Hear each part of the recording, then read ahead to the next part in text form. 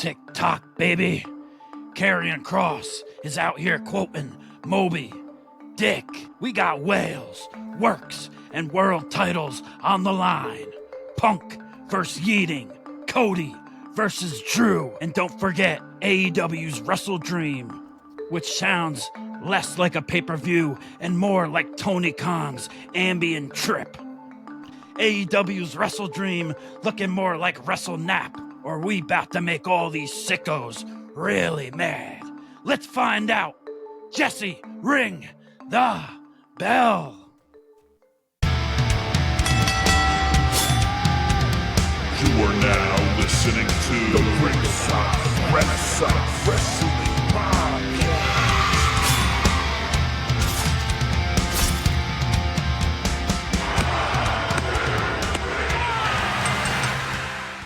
And we're back for another episode of Ringside Renaissance.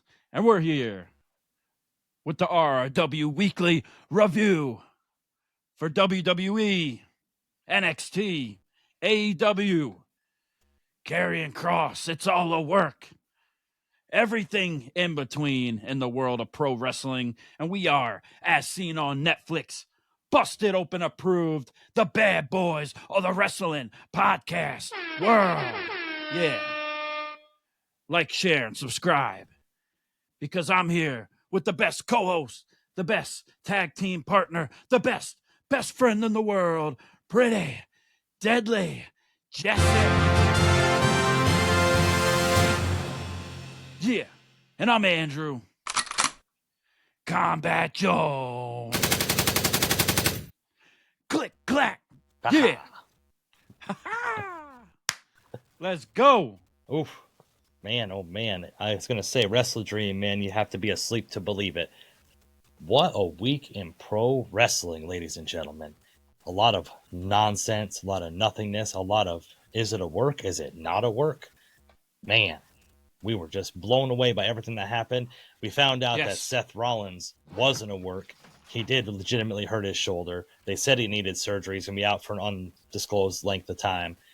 We still didn't know if Karrion Kross is a work or is not a work. It's a work.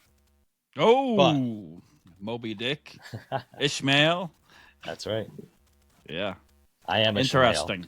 Are That's you? Right. Okay. We are narrating this story here. And I don't have a book, but I have something to pay my respects to. R.I.P. to the spaceman, Space Ace, Space Frehley from Kiss. Moment of silence.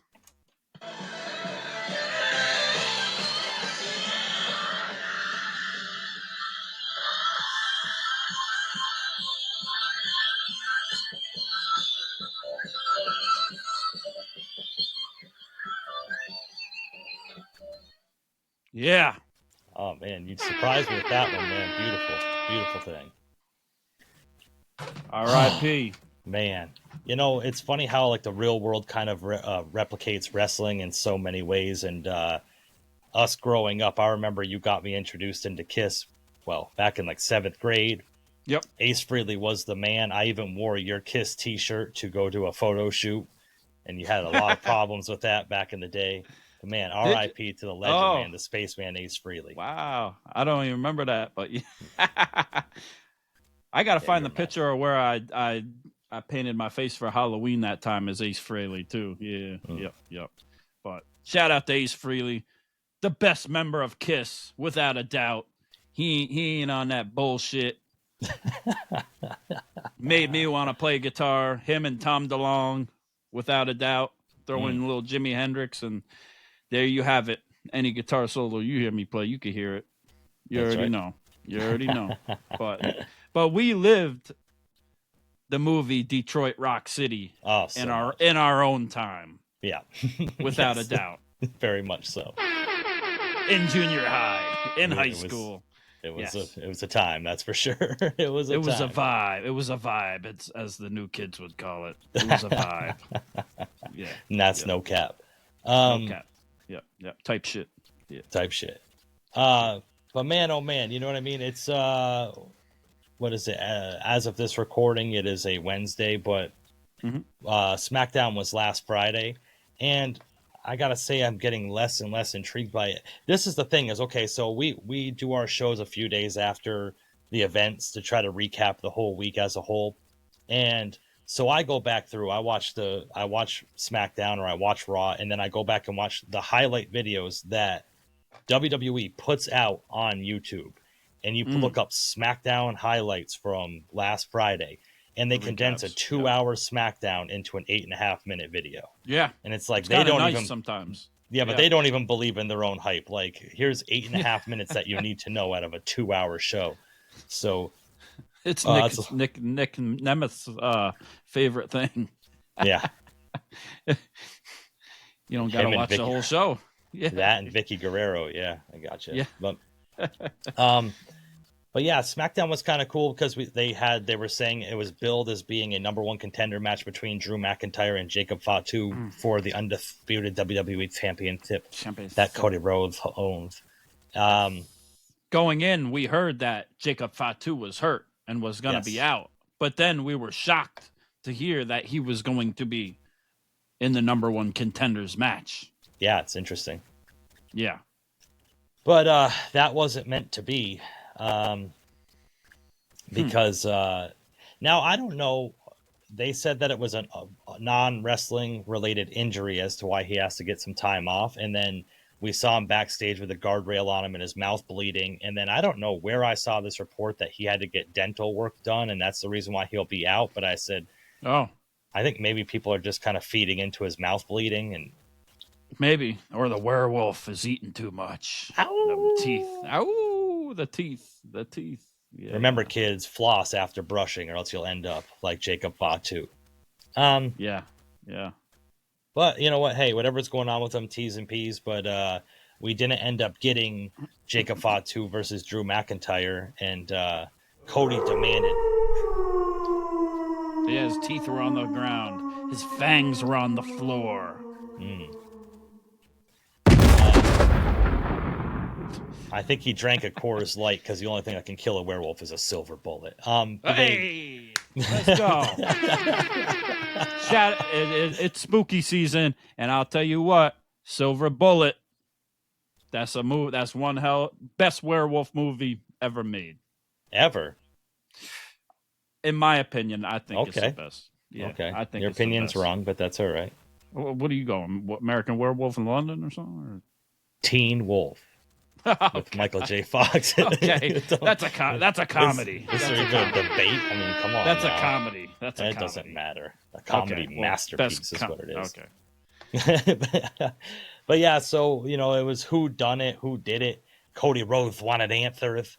Drew McIntyre was out in the ring, and of course this was towards the end of SmackDown, but we'll go back to the other stuff. But Drew McIntyre was in the ring. Cody came out fired up, and he wasn't having no shit from Drew McIntyre. He was ready to roll. Ready to roll, yeah. A little bit of heelish Cody to a certain extent, too, with the belt. I don't, but, Cody Rhodes can't turn heel at this point.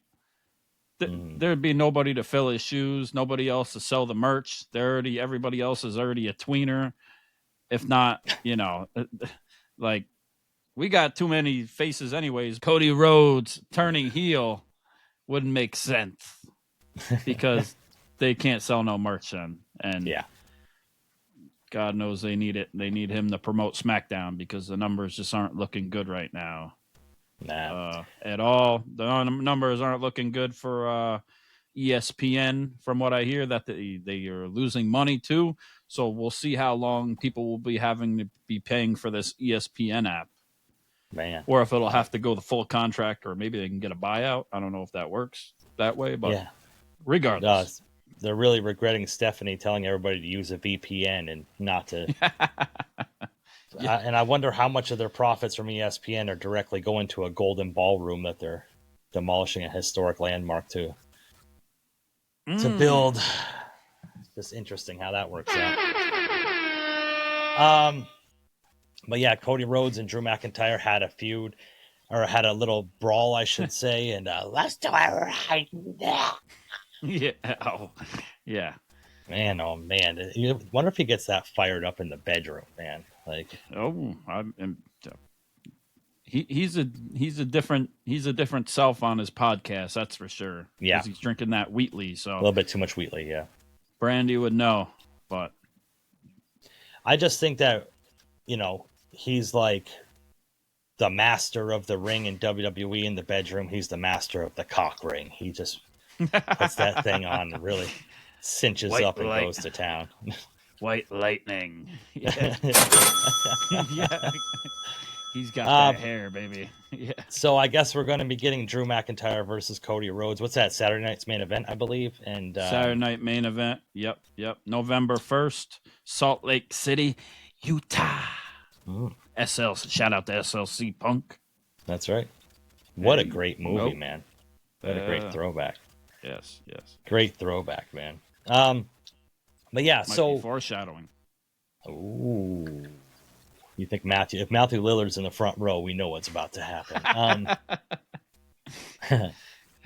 Yeah, so you know, other things like they had the U.S. title open challenge. Sami Zayn was in the ring. The Miz came out to challenge him. Carmelo Hayes kind of cut that off and didn't want anything to do with that. And but we did have, and I gotta say this because you gotta vouch for me here, right?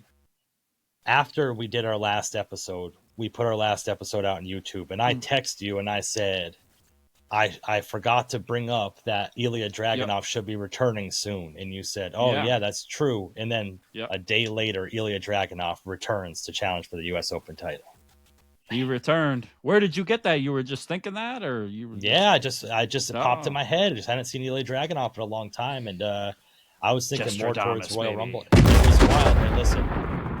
We could have been like all of these fake ass insiders that go online and try to act like there's something special because their brother-in-law's sister's cousin's brother's former roommate is a ring attendee. But you know, it is what it is. But you know, you just remember it's Ringside Renaissance, baby, and it's a fatality with Pretty Deadly Jesse Combat Jones against the IWC. That's right, and I don't want to sit here and say like I know everything, or I'm not as conceited as someone that wears their own face on their T-shirt. But like, I was just gonna say that. I was like, I am. I was about to volunteer for that spot. Damn. But we did get Ilja Dragunov returning to take on Sami Zayn, and actually won the United States title on his return match back, and that's kind of a slap in the face of Carmelo Hayes. Been on SmackDown for a year and hasn't done anything, and Ilja's. But hey, what a way to come back from an injury to win a a title, and he looked jacked, bro. He looked really. Yeah, he's bulked up. He's jacked. He's got a whole tattoo going down his neck and into his chest and all that. He looked different too. He had some fire too. He was coming out strong. Sami Zayn didn't know what he was about to get in for, but that's why he's been doing it every week. It's been quite a few weeks in a row now, too.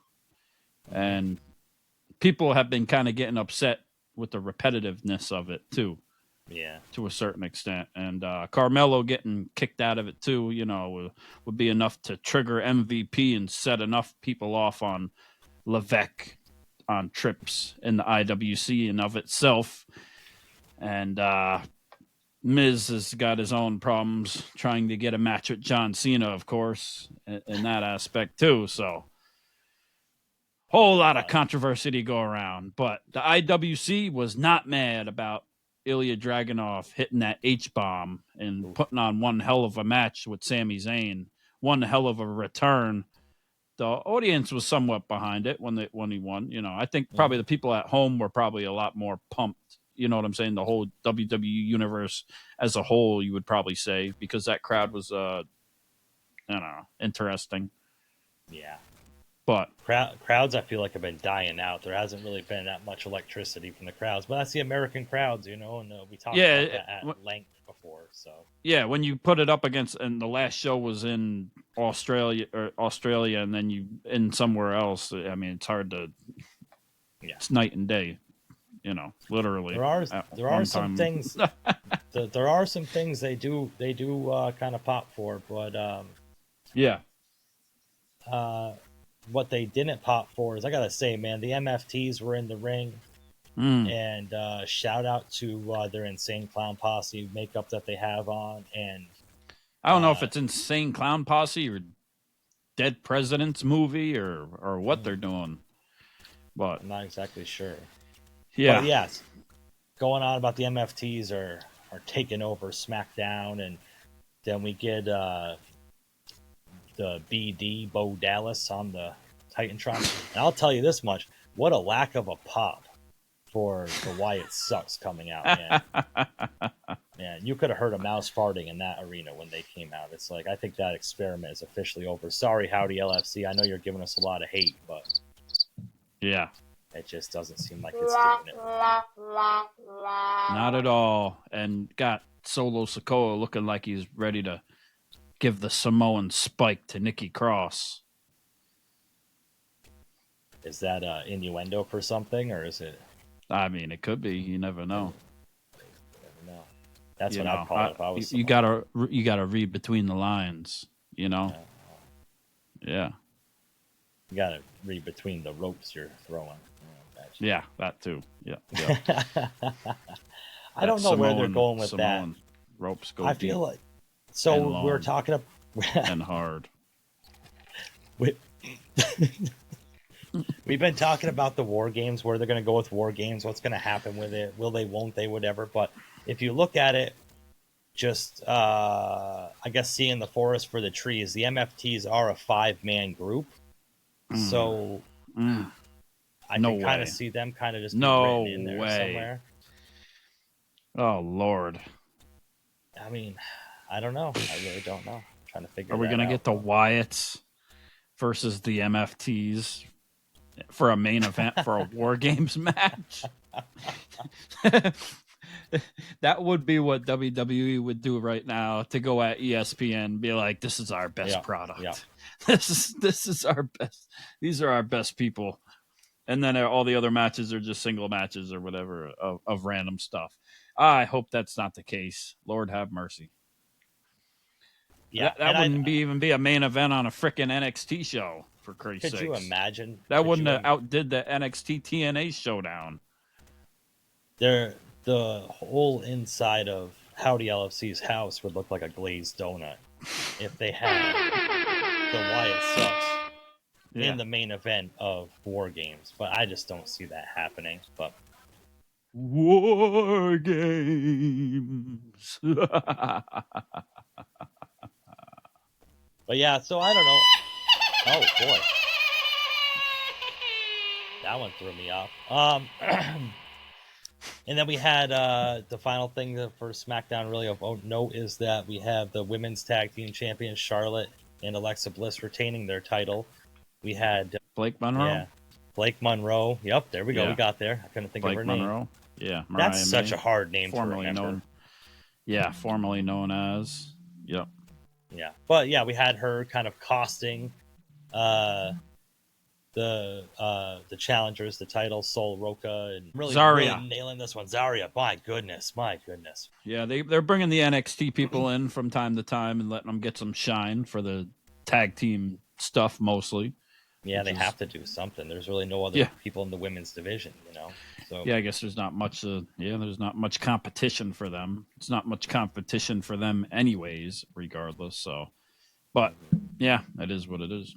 I'll tell you this much: when Alexa Bliss is on TV, Combat Jones is stiff competition for her. So yeah, somewhat. Yeah. Oh, okay. No, she's all right. Okay.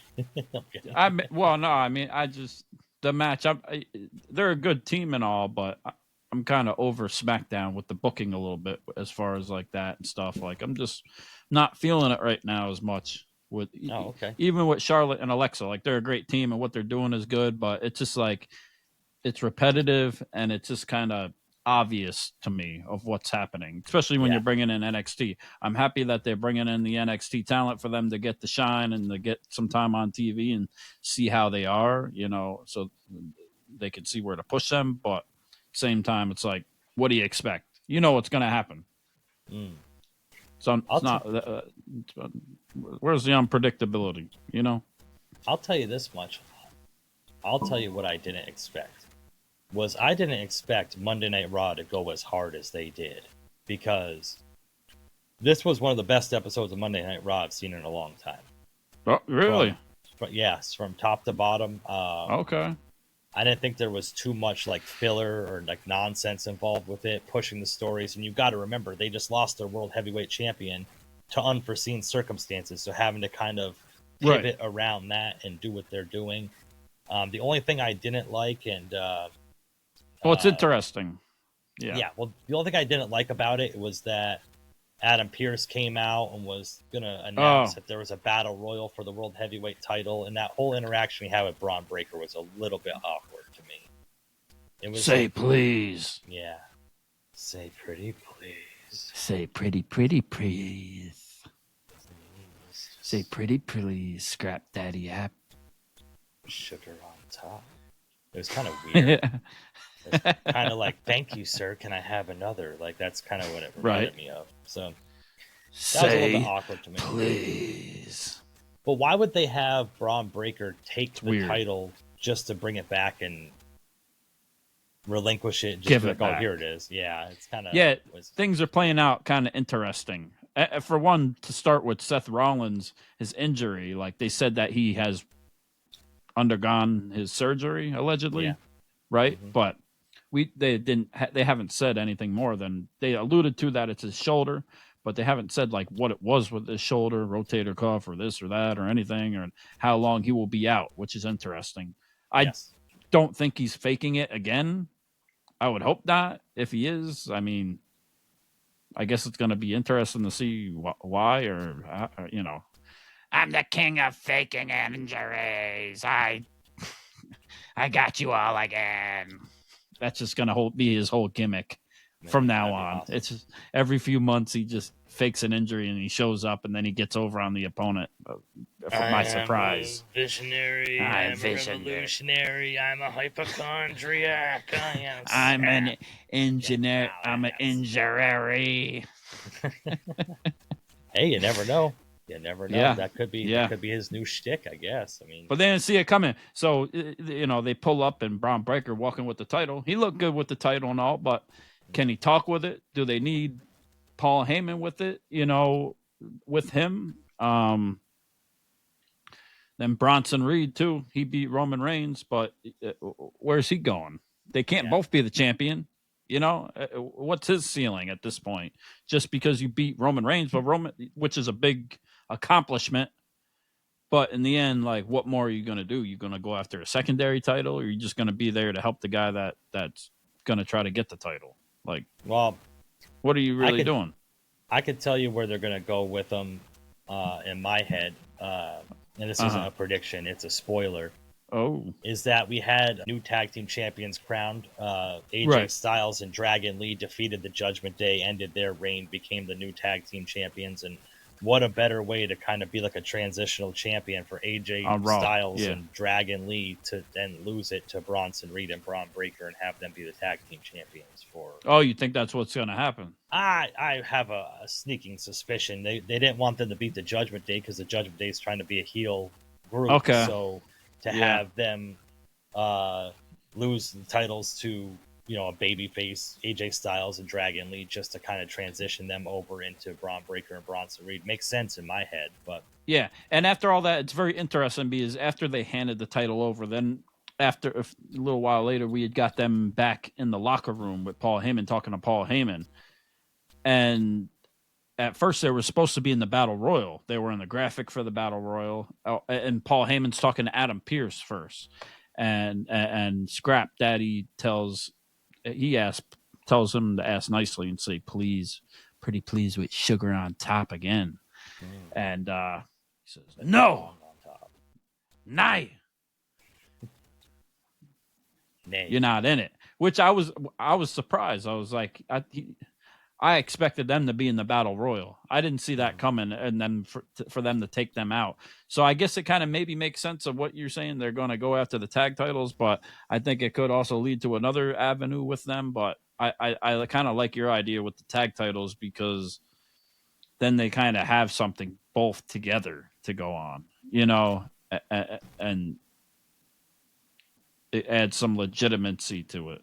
Yeah. And then they go back and Paul Heyman's telling them, and the response back from Braun Breaker was interesting. Like, oh, we got a lot to learn. I guess we got a lot to learn, huh? Like, is that sarcasm? Was he joking? Or is he being serious? Because it kind of like he got dog walked a little bit. Yeah, I was confused. Okay, DMX. Yeah, rat dog. I just don't know. I really don't know what they're kind of doing. Like I said, I know they're trying to pivot, but I just kind of lost among that. Everything's got to be a pivot right now. That's the thing. So yeah. Right. What I'm not lost on, and I'm sure you picked up on this because your dong senses were tingling, but before the tag team title match, the Judgment Day was back in the locker room, and Roxanne Perez was talking to JD McDonough and Finn Balor, and then Dom came in, and Roxanne Perez has kind of shown a little bit more sticky butter towards dirty Dominic Mysterio, and Raquel Rodriguez was kind of staring her down. But if you looked up above them, you blew your load too early. But if you looked up above them, there was a picture of Liv Morgan sitting up on the shelf, which I don't think I've even, if it's been up there, I haven't noticed it in the past few weeks. I don't think they've really had much for Judgment Day, like Clubhouse segments and stuff recently. So they've been, I was like, quick. They're teasing it back. You know what I mean? They're teasing it. She's still working on the farm, doing her thing, but she's got to be coming back sooner or later. I mean, we can't forget that they had her show up to the WrestleMania announcement.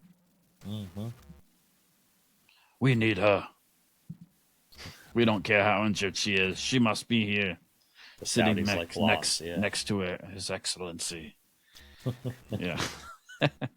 Well, not too close, though. Shri Ravi Shankar, yeah. Not too close. We like her, but we don't like her enough. Not enough. She's not equal, but she can still be here. Yeah, I don't know.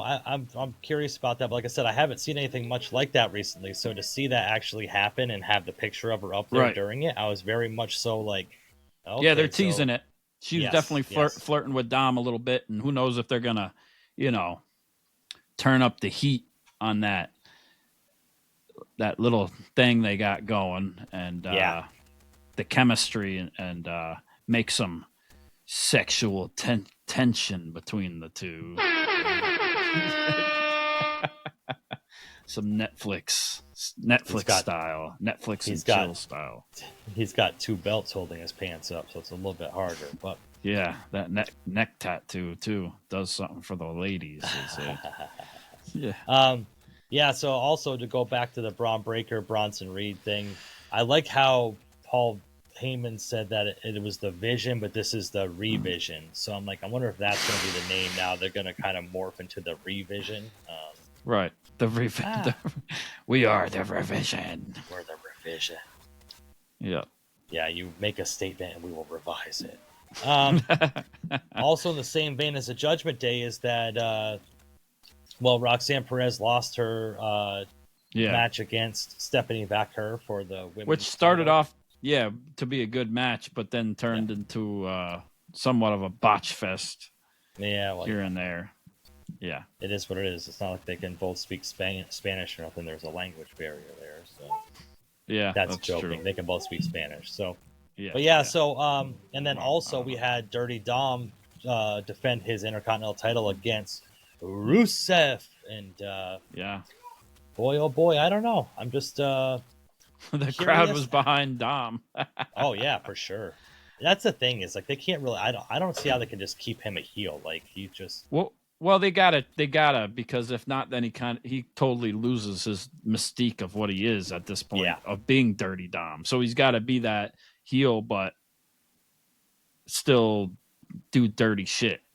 Mm-hmm. He's got to still be the Eddie Guerrero type. You know what I'm saying? Like, if he goes too far to the other side, then it's just not going to work. And nobody was gonna root. People, I guess, wanted their hands to get. People wanted Miro to get his hands. Oh my God, Miro wanted Rusev Sorry, Tony Khan. Wanted Rusev to get his hands on Dom, months ago or a year ago, maybe even more, when Dom could barely talk when he held the microphone. But now Dom is a darling, an internet sensation around the world in the WWE universe. So, and I was curious to see how they were going to make him, or how he was going to figure out how to cheat to win again. And he did it again. Did it again 3 times in a row. It's like, how repetitive can it be? But he made it. He did it again and did it different. Made it. He brand finds new again. different ways to do it to make it like it's not. Yeah. It's not like a low blow and then hitting him with the belt like John Cena was doing. It was kind of every time. There's kind of a new, different way to do it. And shout out to Dirty Dom, man. 2 belts Dom, and man, at this point, Penta, it's almost like maybe Penta's gonna be the one to dethrone Dom. But I gotta say, Joe Tessitore really brought the juice during Raw too, man. Yeah. He was going crazy. He almost reminded me of Excalibur a little bit, the way he was screaming and yelling and just going crazy. I was like, man, he's probably wearing a sock over his face this episode. Right. Time to smooch the devil. Yeah. Shooky dooky quacky quacky. Oh yeah, man. I can tell you what man, about Maxine Dupree 2 weeks in a row has 2 wins over Becky Lynch. Like, yes. Wow. Two wins that aren't real wins, but they still count. They're still win's a win. A W is a W in her hometown of Sacramento, California, nonetheless. Yeah. She's very quickly becoming my favorite women's wrestler in WWE. Oh, okay. They had this little favorite social media outfits exclusive. Yeah, well, it is. Yeah. Nah, I don't really. Not really, but I know that they had this exclusive video on WWE social media of her going backstage, and she cut this fiery promo. Against Becky Lynch, that was really good. It sounded like she smoked 3 packs of Newports before she did it, but I don't know. I kind of just like the whole fire behind it. The crowd's into it, like the crowd's behind it. I like really the underdog cool thing. Yeah, the aspect of that and everything, and they were fired up going in. Otis was fired up for her before they even started. Tozawa, yeah, exactly. They can keep Tozawa and Otis on the roster, but not Karrion Kross. Yeah, so, come on. Yeah, where's our truth been? Hey, everybody wanted him until they got him. Then nobody wanted him anymore. Well, they wanted him. They got him. It's just WWE didn't want him. They just decided to pay him. Yeah. Keep him on the bench. That's right. Hey. Say we don't care if you go make an album. Go make some music. Go make some rap country music. Go write a book. We don't care how big your song gets. When it comes time to, renegotiate your contract, we'll help you pay for the studio time and all that. But if you get a Grammy and a #1 hit, none of that popularity of or how good your song is going to play into any a bit of your contract, because that doesn't matter. No. Yeah. And at the end of the day, we're going to take a large chunk of the royalties you get from your song. Yes. Yep. Because you made it while being underneath the WWE banner. So, but it has no meaning on your contract. It has no bearing on your worth. Yeah. No. But you do you, Truth. Keep killing it. You got some bangers. Do your thing, man. And then Becky Lynch, speaking of Becky Lynch, had a little fiery interaction with Paul Heyman backstage, and I don't know if she's supposed to be a heel, a babyface, an in-betweener. I really turned the tide on this one. Yes. Yeah. And it's like, I think that she's going to get the sympathy from the crowd that Seth is actually legitimately hurt, but then what are they as much as I hate Seth thing? Yeah, exactly. Yeah, she goes from the same thing with Maxine Dupree and then right to Paul like that. But it kind of helped in the way, because she's kind of looking all crazy and she's going to Paul and really giving it to him. But yeah, it's interesting how they're going to play that, because if she's going to be good now, and then she's got people were chanting AJ Lee at the end of that match. Yeah. I thought she was going to beat her down, and maybe that's what we were going to get, like a return, and we got Nikki Bella. Right? No, that was at the end of the Stephanie shit. McIntyre match. Hold on. God damn it. I'll take that part out. Yeah. I thought, though, Becky was going to beat down Maxine Dupree, and we were going to get the AJ Lee music because the crowd was chanting that. But with the whole Nikki Bella thing coming out on the other match and helping Stephanie Vicor, backstage they had that little thing going on, and it looked like Nikki Bella was being a little disingenuous. I got like I didn't quite trust what she was saying to Stephanie Vicor, so I'm thinking maybe she turned on Stephanie Vicor and then they bring AJ back and AJ go against Nikki Bella, maybe. Well, that would make sense because of them back in the Divas era, but like I'm just not a fan of anything with Nikki Bella in it. As soon as her music hits, I zone right out. I'm like on to the next thing. And it was a botch fest at the end with that thing too, of what they were doing. But back to Becky Lynch, like you were saying, with Maxine Dupree, she's playing the straight up heel and did a great job with it, with the match, the way the match ended and everything, and her frustration and just taking off with the title. And then she meets up with Paul Heyman, and now I'm kind of behind her at this point with how she's talking to Paul, as much as I hate Seth Rollins even. And character-wise in that sense, but yeah, that's why they're gonna have to play that very. But carefully. It was very well done, very well done. Yeah. I liked what she said to Paul. Like it came across very real, like you felt it, and Paul was like, "Oh shit." Yeah, I don't know. I'd like to see her as a babyface.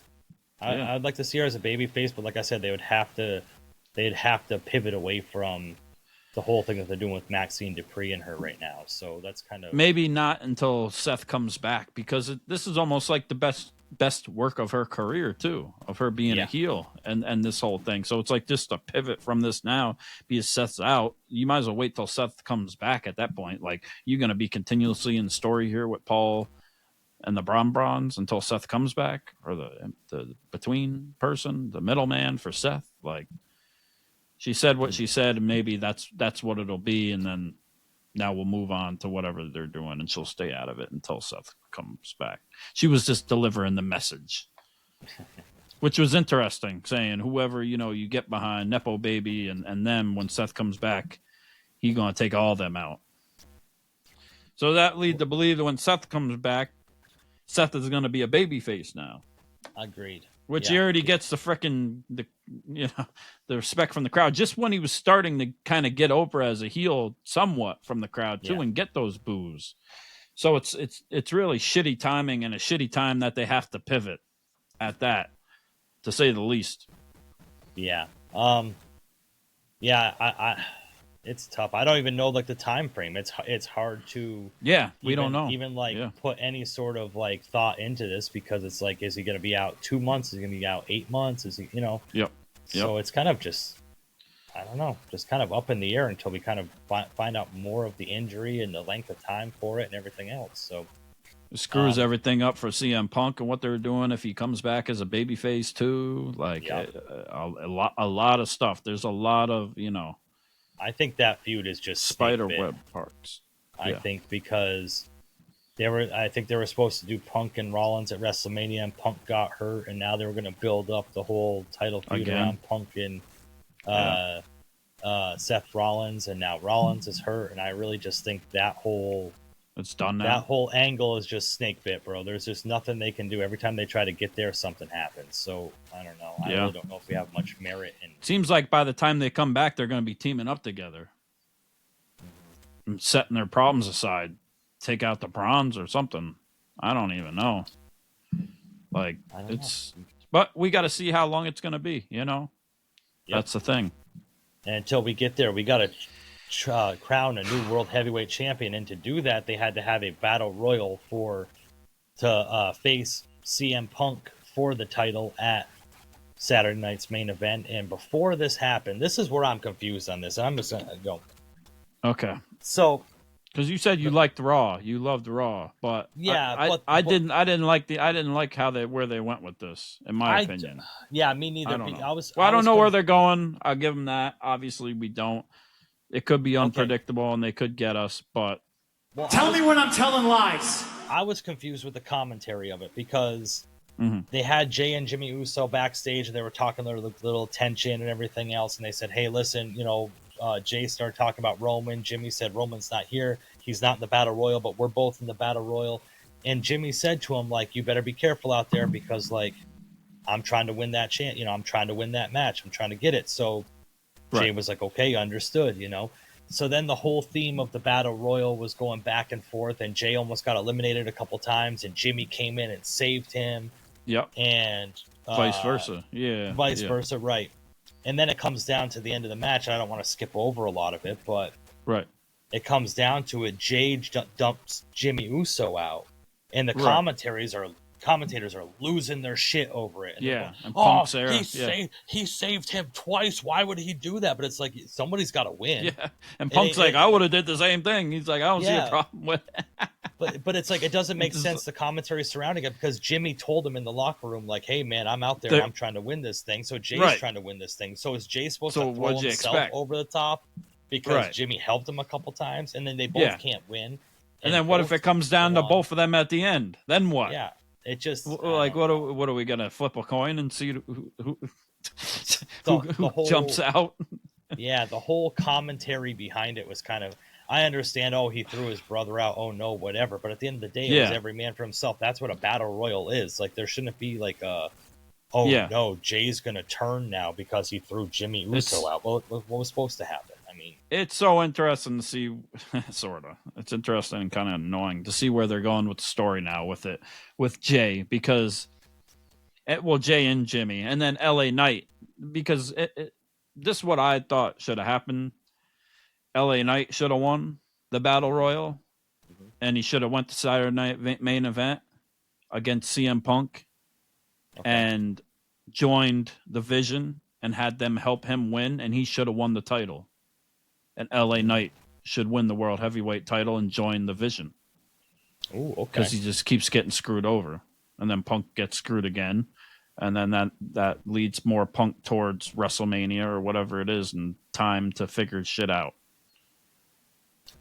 Instead, we got Jay versus Punk, which, one or the other is going to win, or they could get screwed out of it by the Bron since they weren't in the Battle Royal, and maybe nobody will be champion, and they'll put it off again. But that's a shitty way to end not even a PLE, a Saturday Night main event that's only on Peacock now, that's not even on NBC anymore. And if CM Punk does win, man, that's kind of lackluster for everything that it was kind of a build up to be and to do. You got to win your title at Saturday Night main event now. Like, yeah. But then they got his face on the poster too.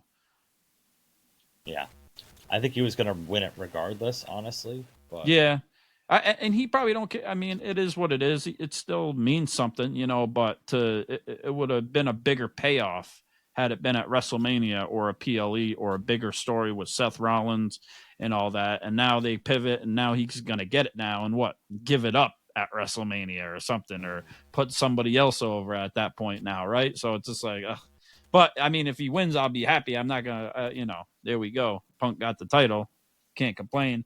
But what about Jay? Like, Jay gonna win a second title? Is Jay gonna turn bad? Is Jay gonna join the Vision? Is Jimmy gonna join the Vision? Which, I mean, Jimmy go bad again. What would be the point? They're gonna screw Jay out of winning, I don't get all of it. Like, why not go with LA Knight? He's been the IWC and WWE Universe wanted LA Knight to win the Money in the Bank how many years ago? And since then, every single freaking time there's something, and he hasn't. Why couldn't they just throw him a bone this time? Yeah, where does he fit into this? Does he get involved in the match? We still got another week before it, right? It's on the November 1st, so we got another week to build for it. So it'd be interesting to see what happens in between there and what they're going to do, and it'll kind of lead us in a direction maybe of why they're doing what they did with Jay winning.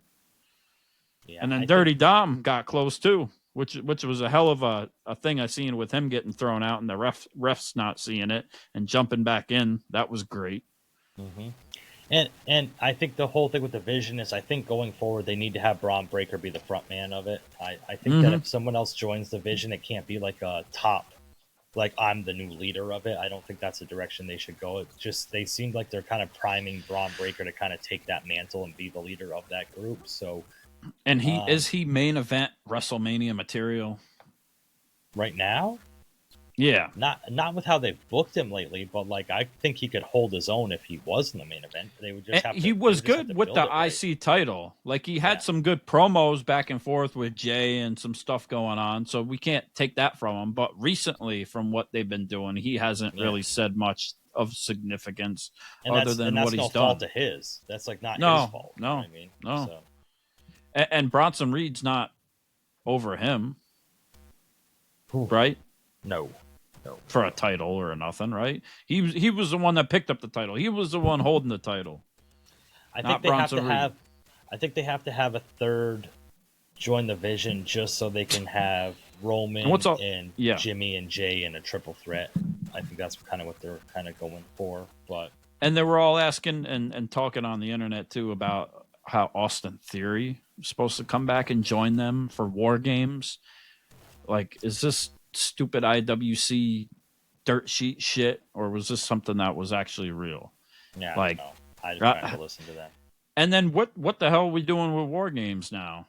No, they haven't announced anything for it. No. It's the next PLE. I mean, it's still not for. Man. It's a little bit over a month away still, but they're gonna have to get to it after Saturday Night Main Event. That's gonna have to shape up and figure out what they're doing. But I personally thought, like I said, LA Knight should have won and join the Vision and get over on Punk and keep it going. But is it too obvious for Punk to win because his face is on the frickin' poster now and everything, and he's going against Jay, and he just beat Jay in the week before for the match to get there, and then Jay's winning and they're going against each other again. He already GTS'd him. Put him to sleep. What difference going to happen this time? Is Jay going to do what he did to Gunther and Braun Breaker to Punk?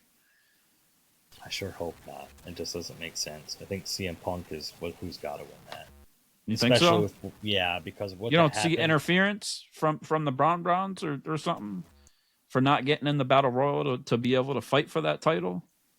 I'm not sure. I really don't know, but I just think that moving forward long term, like they need to put the title on somebody that's like a needle mover. And I know Jay is whatever with his crowd and whatever, but I think Punk can just he's already had title and be a placekeeper. You know what I mean? So if Punk holds it, it holds the same weight that it did when like Seth had it. Yes. Maybe even more, honestly. I mean, the merch you're going to sell is probably more. If you put it on Jay, we already seen what Jay did with it. Regardless if they turn Jay or turn him into a different Jay that we've had. And then if you do, then say goodbye to all the yeeting. Yeah, exactly. I don't think they're going to do that. Same thing with Cody Rhodes turning heel. Don't think they would be able to do it with Jimmy. I think that's Jay. I'm sorry. I think it's a red herring of sorts. Is it a work? Is it not a work? I don't know. Time will tell, man. But yeah, I got to ask because that was Monday Night Raw, and we also talked about it after Monday Night Raw. The Karrion Kross documentary came out. Is this a work? And a big work. I got to ask you straight up. Is this a work or is it not a work? And I have no idea. He said it's not. He said it's not. Oh, you go. Oh, okay. And I will answer for you. Isn't life a work? Isn't everything we do in this business a work? I think it's a work. I think it's a work. Okay. I don't think that it's a very planned out work. but I think that it's kind of his way of trying to get on the independents, get a buzz for himself. And to be honest with you, I think like the Karrion Kross buzz is dying out. I mean, it's kind of, he had all that fire momentum, and then he had those few events, the one event that you went to, which was Wrestle crazy. Pro, Yeah, all these different things he's been doing, but then it's kind of like slowly but surely, like it's getting kind of lost in the algorithm of social media, of the stuff that he's doing, and the I don't think it is to a certain extent of like his diehard fans. You know what I'm saying? And the fans that follow him everywhere, you know, they're gonna keep track of him and see what's going on, and he's gonna do great on the independents. And I know his lines are crazy, and his meet and greets, you know, they're gonna be the best, and he's probably gonna do the best on the indies out of the majority of anybody that's out there, right? But as far as like WWE Universe and seeing people in the crowd saying we want Kross and like speaking out as far as the WWE Universe, I think you're probably right now, right? Because we haven't heard stuff, you know, same with the thing we're talking about with R-Truth, right? Nobody's really, everybody kind of forgot about him, unfortunately. And I think it's bullshit, even, you know, I'm bringing it up because we get Aleister Black and Selena Vega almost cutting an exact promo of it seems like what Karrion Kross and Scarlett would have been doing. Yeah, I don't. It's bullshit. Pisses me off. I don't know. It kind of really turns me off the make a lot of WWE a little bit. Watching the whole thing and hearing the whole story, you know, regardless of what it is or what it's not. So, yeah, and the whole thing of, okay, so I was even thinking about this. AJ Styles going on that whole rant of, oh, I don't have any friends, I don't got anybody that's got my back, everything else, and then Dragon Lee ended up stepping in. Like in my head, I was like, is that spot supposed to have been for Killer Kross or Karrion Kross? Because remember the little feud they had, and then Karrion Kross is always backstage in everybody's ear going on about stuff and whatever. So I was always thinking like, man, or not always thinking, but I've been thinking like, is that the spot for Karrion Kross that just never went? Right. And we know they were tight and they had a good relationship too, Karrion Kross and AJ Styles. So it's very, very, very possible. I could see that. Yeah. And what they did with the Wyatts too, and or what they wanted to do. And then, like I said, what they did with Aleister Black and Zelina Vega too. It's like very interesting to see. And it's just in general with the contract negotiations, because we just had Jasmine Ninks on Ariel Helwani show talking about why she didn't resign, you know, which kind of made sense. And there's a lot of other variables to that whole situation. But it just shows when it comes time to do your contract with the WWE, if you ain't one of the biggest stars there, you really don't have much room to negotiate, it seems like, at all. And especially now, probably with TKO, you know, I mean, and then with sales and seats and everything going on, changing too. And if they're losing money, I mean, oof. I'd be happy if I was one that had that guaranteed contract. It was, you know, I was going to say at this point, just take the contract they offer you and be happy with it. But hey, some people aren't like that, and like was in the Principles, Killer Kross I don't documentary, blame it. is that he wasn't about the money; he was about his art and his craft and stuff. And I got to respect that as well, you know. And you know, he probably made really good money when he was in WWE. Is he making great money on the independents? Probably not, but like, to him, it means more to him to like tell the story, and like you got to respect that.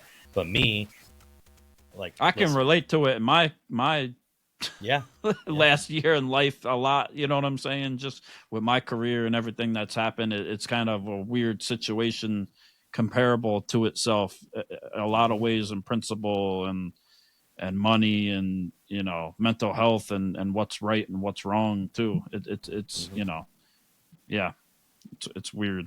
But it's interesting seeing him there with Darby Allin too, you know. Yeah, that was the most compelling part of the whole thing. Which is cool. I mean, I love Darby Allin. He's one of my favorite wrestlers, regardless of what's going on, you know, where. Yeah. Yeah, regardless if he's getting drowned in the ring in a fish tank or not. Exactly. Yeah. If they're putting a kebab skewer under his fingernails or whatever. Yeah. Favorite wrestler to climb Mount Everest. Yeah, that's right. That's right. Shout out Darby Allin. Yeah.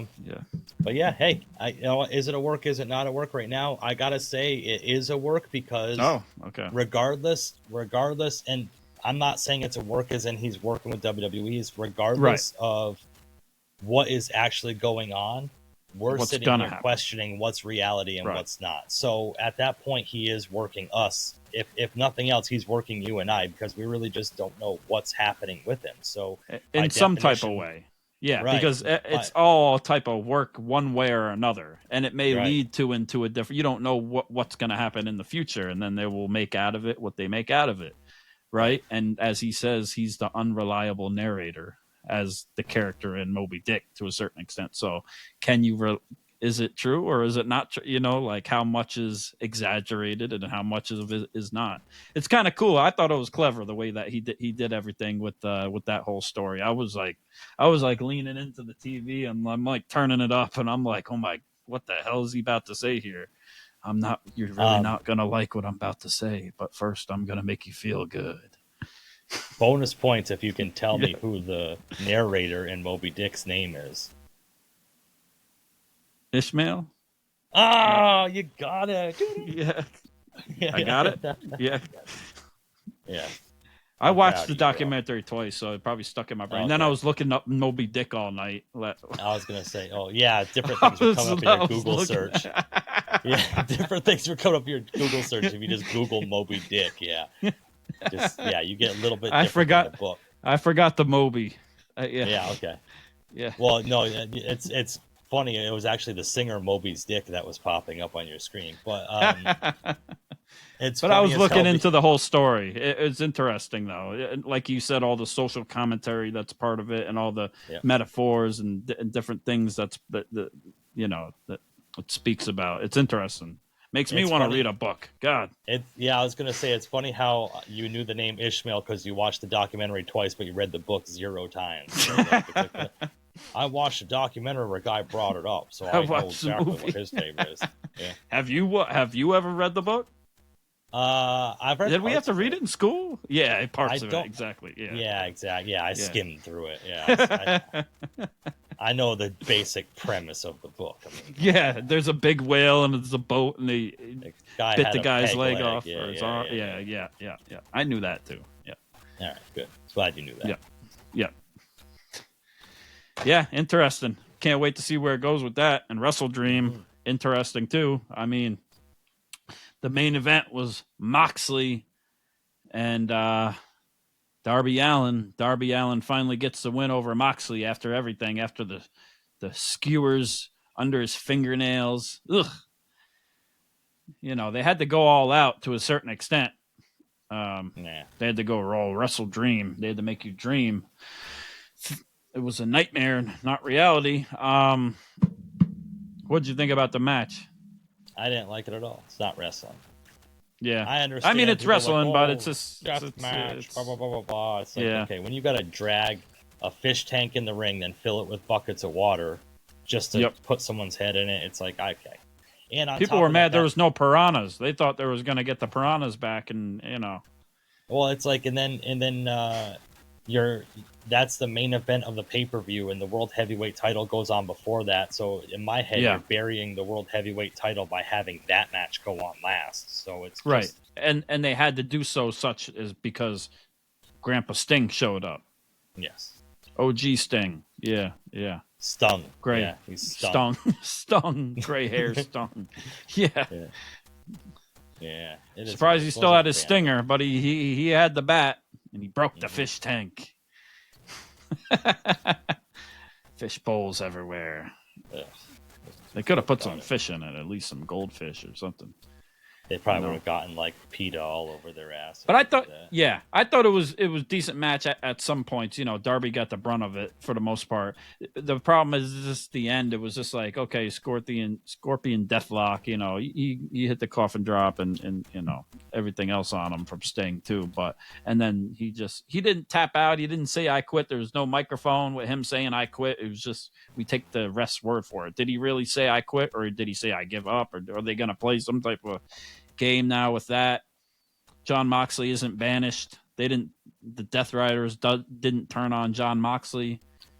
there's not much of a conclusion there. I guess we'll see tonight on Dynamite where they go with it, you know. And it's funny. It was cool to see Darby hang the flag high and you know, wave the flag, and you know, he's the face of AEW more than Hangman Page at this point with the flag, and I'm happy for him in that aspect. You know, Darby Allin deserves it. He's put in his work, his time throughout his career and everything he's been through, and you got to respect him for holding up that flag, and that's real. You know what I'm saying? That you can relate to that part of it. And I was gonna say, if I was involved in a match like that, I would just quit too. So I don't really Moxley for it. Right? Yeah. Yep. And then Mercedes Moné, more belts, leading towards more belts with Chris Statlander. Hopefully not. Lord have mercy. GOAT, the GOAT, as the IWC likes to call her. They either love her or they hate her. Yep. Yeah. Not a fan. They're calling her the GOAT, but how you better put all these people over. You better put all these people over after you're done this whole 50 belt winning spree. Like, you better put all these other people over with every single belt and lose them all and be the biggest downfall of your career. Because if not, I don't know what the hell you're doing.